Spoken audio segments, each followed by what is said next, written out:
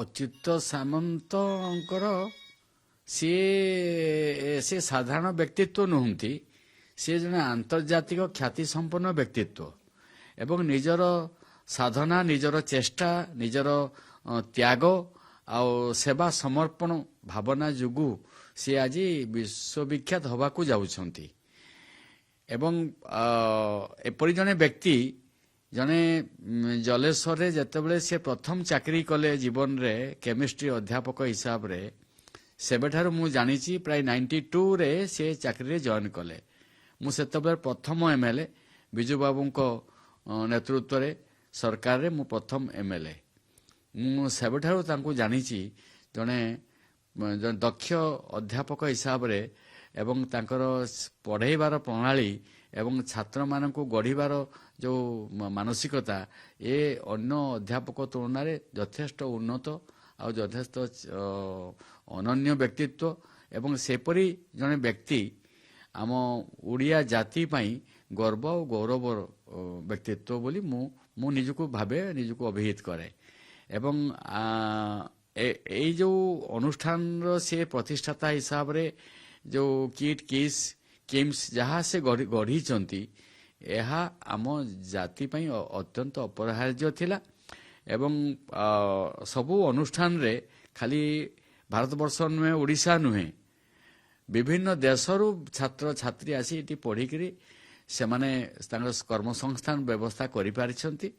ଏବଂ ଗୋଟେ ଅନୁଷ୍ଠାନ, ଯେଉଁ ଅନୁଷ୍ଠାନ ଆଜି ଆନ୍ତର୍ଜାତିକ ଖ୍ୟାତି ସମ୍ପନ୍ନ, ଯେଉଁଠିକି ବିଭିନ୍ନ ସମୟରେ ଆନ୍ତର୍ଜାତିକ ବ୍ୟକ୍ତିତ୍ୱ ଯେଉଁମାନେ ବିଭିନ୍ନ ପଦପଦବୀରେ ଅଛନ୍ତି, ସେମାନେ ବି ଅନୁଷ୍ଠାନ ଦେଖିକରି ଖୁସି ହେଇକି ଯାଇଛନ୍ତି। ମୋର ଅଞ୍ଚଳ ତ ପିଲା ପାଠ ପଢ଼ୁଛନ୍ତି, ମୋର ଅଞ୍ଚଳର ଆଦିବାସୀ ପିଲା ପାଠ ପଢ଼ୁଛନ୍ତି ଏବଂ ପାଖାପାଖି 50,000 ଆଦିବାସୀ ପୁଅ ଝିଅ ଏଠି ମାଗଣାରେ ପାଠ ପଢ଼ୁଛନ୍ତି, ଯେଉଁଟାକି ତାଙ୍କର ମା ବାପ ଭଳିଆ ସେମାନେ ଡକ୍ଟର ଅଚ୍ୟୁତ ସାମନ୍ତଙ୍କୁ ମାନୁଛନ୍ତି। ସେହିପରି ଜଣେ ବ୍ୟକ୍ତିକୁ ତାଙ୍କର ବାପ ମା ଭଳିଆ ଭାବୁଛନ୍ତି ଏବଂ ସେମାନଙ୍କୁ ଆଜି ଯଦି ମଣିଷ ରୂପେ ଛିଡ଼ା କରିବା ପାଇଁ ଯେଉଁ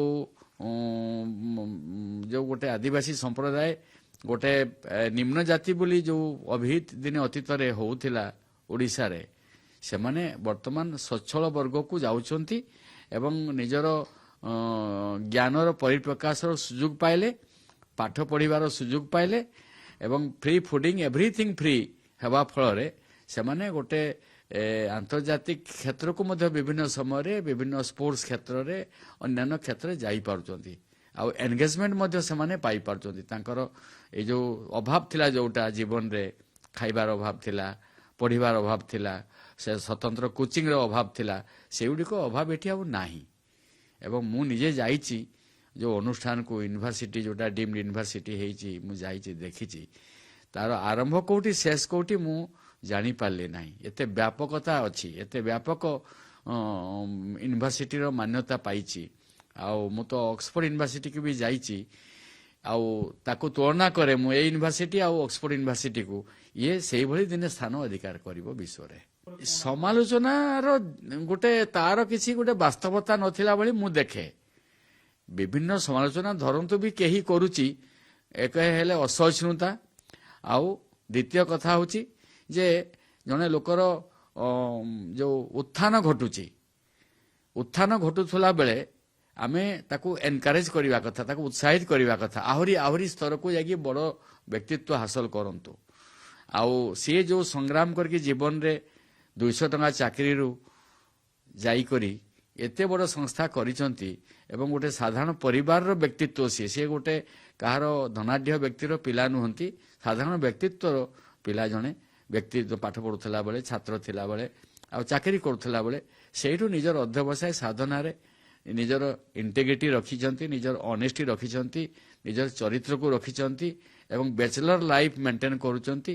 ଏପରି ଜଣେ ବ୍ୟକ୍ତି ଯିଏକି ଆଜି ଓଡ଼ିଶାର ଗର୍ବ ଆଉ ଗୌରବ ଏଇଥିପାଇଁ ଯେ ଏତେ ବଡ଼ ଅନୁଷ୍ଠାନଟି ସେ ଗଢ଼ି ପାରିଛନ୍ତି ଆଉ ନିଜର ସେଥିପାଇଁ ତ୍ୟାଗ, ସେବା ସମର୍ପଣ ଯୋଗୁଁ ହିଁ ଆଜି ଏଭଳି ଗୋଟେ ଅନୁଷ୍ଠାନଟି ଛିଡ଼ା ହେଇପାରିଛି ଭୁବନେଶ୍ୱରରେ।